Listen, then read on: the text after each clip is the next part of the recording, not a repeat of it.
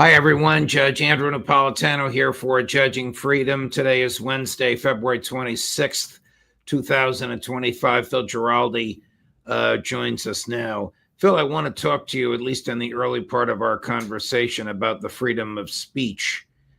Has the government under President Donald Trump indicated it plans to engage in unusual surveillance of the speech of people it perceives as being in favor of a Palestinian state or supportive of Palestinian rights in general? Well, I think the clear answer to that is yes. We have the Attorney General of the United States, for example, setting up a task force, which is oddly enough investigating the events surrounding the Hamas uprising in October. And it's going to be looking at American citizens who are speaking well of the Palestinians and of their cause, and to be looking at them as anti-Semites to an extent where they are subject to criminal response. And they will be cooperating in this task force with Israeli intelligence and police officials who will be in the United States helping to investigate Americans. So you put that together with all the other comments that have been made by the president and by the new director of the FBI and the deputy director of the FBI. And it's definitely a drive to criminalize criticism of Israel on one hand, and on the other hand, to create a bunch of disincentives. For example, at universities, kicking students out of the universities if they support demonstrations on behalf of the Palestinians, for example, firing staff, cutting federal budgeting that's going towards universities that are deemed to be supporting or allowing this kind of activity to go on. It's all across the board. Are you familiar with what happened to our friend and colleague Max Blumenthal at Dulles Airport 2 days ago when he and his wife and baby were returning from a week's vacation in Nicaragua? Now, that what happened was in the United States of America, in Virginia, where Dulles Airport is. Yeah, he was hauled off to an interrogation room on the side and was questioned extensively about his trip and what he was doing. And his wife, I think, was questioned too, as I recall.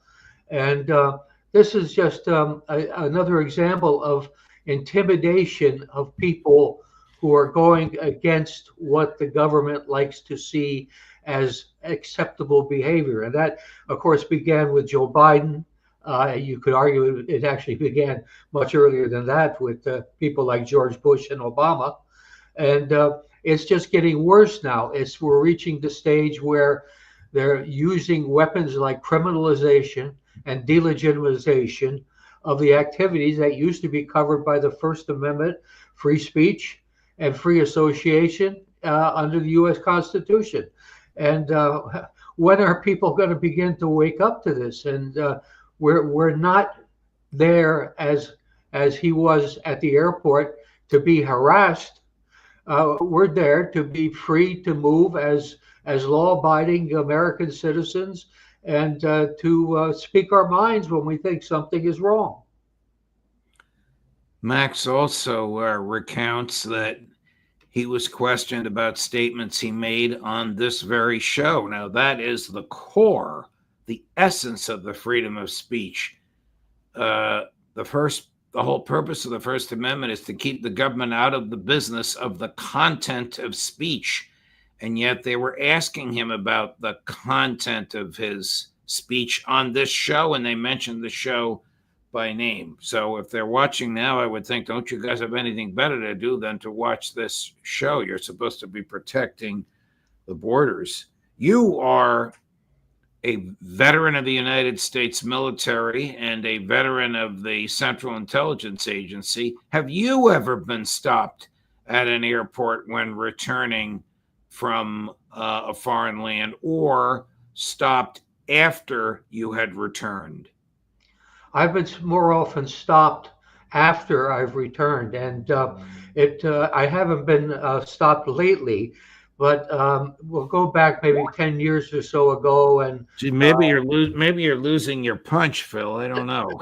well, I'm not traveling as much. That's Please tell us what happened. yeah. Well, the fact is, I would be going to conferences in places like Iran, like Russia, elsewhere in Europe and the Middle East. And in some of these cases, I would be a speaker, or I would be part of a group of Americans who are being hosted over there to participate in the conference.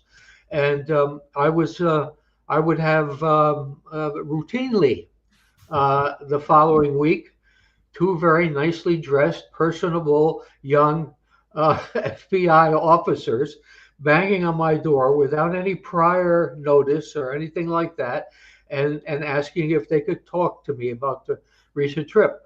I always tried to be cooperative, but I also at the same time, I hope, was clever enough not to incriminate anybody else I was traveling with. But this was a routine procedure, and I've also had more than my share of threatening letters from the Office of General Counsel of the CIA about me revealing secrets. That's another good trick. Wow. Well, I'm going to segue for a minute because the president has just made a rather startling announcement about U.S. troops on the ground in Ukraine. It's about a minute long. Chris, you can run this, please. They spent $350 billion and Europe spent $100 billion. Now, does anybody really think that's fair? But then we find out a little while ago, not so long ago, a few months ago, I found out that the money they spent, they get back. But the money we spent, we don't get back. I said, well, we're going to get it back. And we'll be able to make a deal. And again, President Zelensky's coming to sign the deal. And it's a great thing. It's a great deal for Ukraine, too, because they get us over there, and we're going to be working over there. We'll be on the land. And, in that way, there's sort of automatic security, because nobody's going to be messing around with our people when we're there. And so we'll be there in that way. But Europe will be watching it very closely. I know that UK has said, and France has said, that they volunteered to put so-called peacekeepers on the site. And I think that's a good thing. Well, all right, it's unclear if these are actual troops he's going to put on the ground or contractors. If he thinks that Vladimir Putin would accept peacekeepers in Ukraine, he is, in my view, and you correct me if you disagree, grossly misreading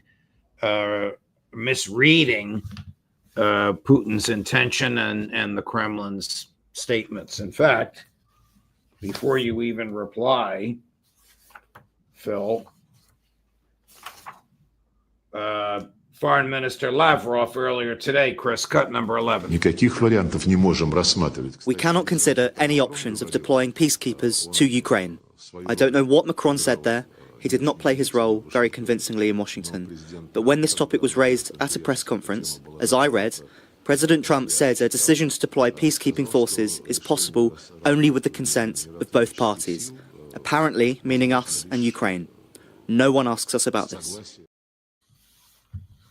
Concept of peacekeepers is utterly rejected by them and wasn't even raised by Secretary of State Rubio in Riyadh. I toss it to you, Phil, on all of this. Well, I would have to say that statement by Trump was possibly the stupidest thing that I've heard in quite some time. You start putting contractors on the ground there in Ukraine, and they are automatic hostages. They're hostages to whoever wants to pull a false flag, which certainly could be Zelensky, and they basically are not what you want to put into the middle of the situation. And secondly, it shows that Trump really doesn't understand the equities that are at stake in the view of the Russians. He kind of thinks this is something that's transactional.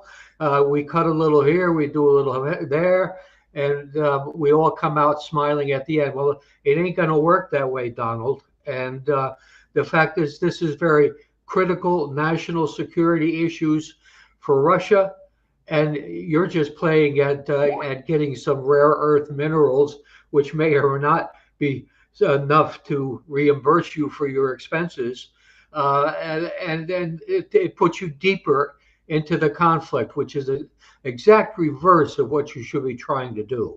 We just interviewed Professor Glenn Deason, who informs that the vast majority of these minerals that Trump seeks are in the Russian-speaking parts of Ukraine, over which President Zelensky, even if he were the legitimate head of state, would have no jurisdiction whatsoever. Well, that kind of figures, doesn't it? Right. Trump is not even capable of getting briefed on what he's talking about. This is incredible.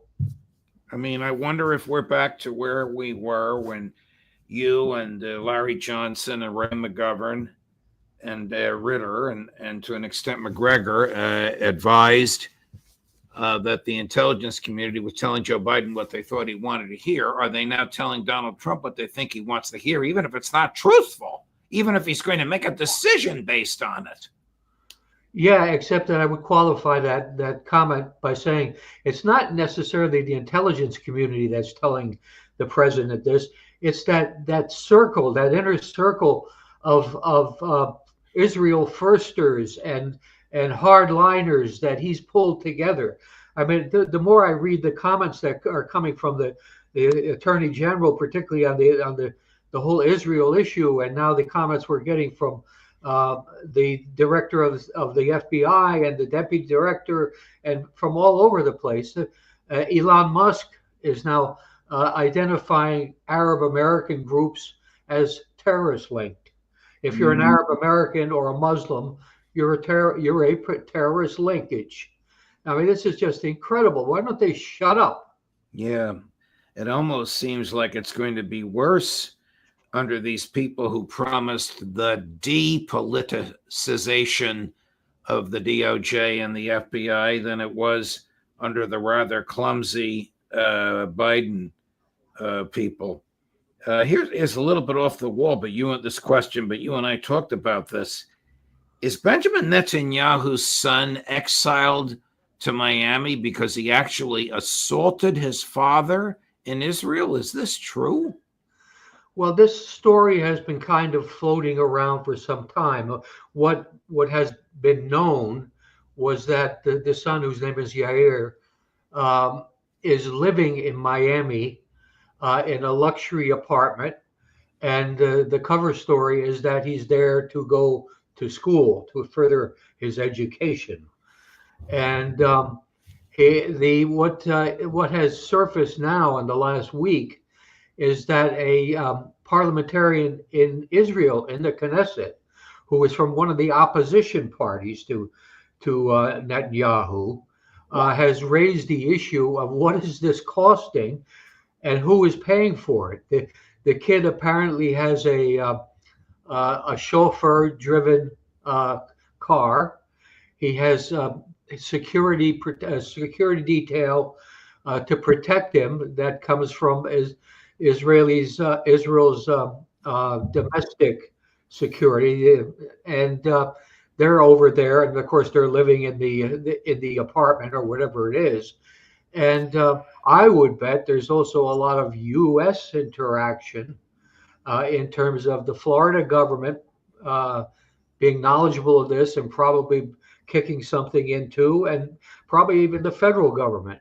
And so we're seeing this situation where in Israel they're claiming, well, just the Israeli personnel involved in this and the apartment is costing something like $700,000 a year. We're getting the mother, the wife of Mr. Netanyahu, Sarah. She's making frequent trips over there to see her son. So this is all crazy and incredible. What conceivable benefit is there to the government of the United States of America for Yair Netanyahu to be living in Miami? That's a good question. I don't even have a hypothetical answer. There is no benefit whatsoever, because this could develop into an international situation. I gather from my personal sources back in the intelligence world that this kid is kind of crazy. And indeed, the anecdote that he was, shall we say, evicted or deported to the United States took place after he either punched or slapped his father. Nobody's quite sure which it was. But is the father determined, in your view, to wreck the ceasefire agreement for which Trump has taken credit, and probably with some justification, with Gaza? Yeah, I think we will see probably a termination of this before the second phase is supposed to begin. And Netanyahu has basically been open about this. He has implied, in fact, more than implied, that he has a free hand to resume so-called military operations. That's, I guess, it's a euphemism for genocide. And he has a free hand to do that if he deems that the situation warrants it. And of course, as he is the one running the security, he can make up anything he wants. In fact, he's been doing that over the past week. So, yeah, I fully expect that he's going to torpedo this, and he's going to move ahead with one plan or another, basically to remove the Palestinians from what was once Palestine. Here's Steve Witkoff, the president's personal emissary to the Middle East, apparently the Middle East and elsewhere. This Mr. Witkoff was also present in Riyadh with Marco Rubio, the Secretary of State, and Mike Waltz, the National Security Advisor. But he's speaking, this is Sunday on one of the talk shows, about how he expects phase 2 to begin. Oh, and by the way, Hamas, you ready for this, must leave Gaza, and he expects it to happen. But before you comment, here he is, cut number 6. The Chris. May 27th protocol agreement, signed last May 27th, sets forth that the phase 2 negotiation is much about two things. A permanent ceasefire, a cessation of all violence, and in addition to that, the fact that Hamas cannot be allowed to come back into the government. Mm-hmm. And I think the way you square that circle is that Hamas has to go. They've got to leave. And we're going to, the negotiation will be around that. I would say physically, that's correct. Where would they go? Has any country offered to take them in? Well, I think the devil is in the details, and we've had a lot of discussions around it. I'm not at liberty to have that discussion, that specific discussion today, but we've got some ideas. John Mearsheimer would say this is not realism if he thinks that Hamas is going to go because he and Trump asked them to go. And how do you define a Hamas? I mean, there are a lot of people in the Gaza Strip that support Hamas, specifically because Hamas is fighting against the country that has been oppressing and killing and robbing the Palestinians for the past 75 years. Wow.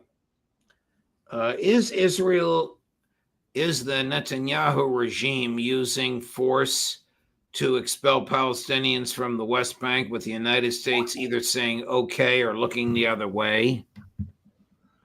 Yeah, he's doing both, or both is occurring.